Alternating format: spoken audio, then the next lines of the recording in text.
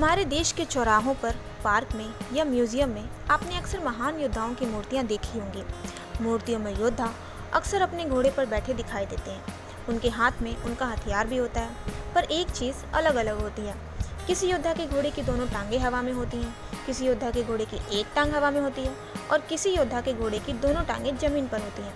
पर सवाल ये है कि घोड़े की टांगें कभी ऊपर कभी नीचे क्यों होती हैं? क्या इसके पीछे कोई संकेत है या फिर बस ऐसे ही जिसे जो पसंद आया उसने वैसा बनवा दिया? तो आइए जानते हैं इसके पीछे की वजह क्या है। यदि आप देखते हैं कि किसी मूर्ति में योद्धा के घोड़े की दोनों टांगें हवा में हैं, तो इसका मतलब होता है कि ये योद्धा रणभूमि में दुश्मन से युद्ध करते हुए शहीद हुआ था। ये एक ऐसा महान योद्धा है जिसने रणभूमि में प्राण त्यागे। और यदि किसी महान योद्धा की मूर्ति में उसके घोड़े की एक टांग हवा में है और दूसरी टांग जमीन पर है, तो इसका मतलब है कि योद्धा रणभूमि में युद्ध के दौरान गंभीर रूप से घायल हो गया था और युद्ध के दौरान शरीर में लगे घाव के कारण इस योद्धा की मृत्यु हुई।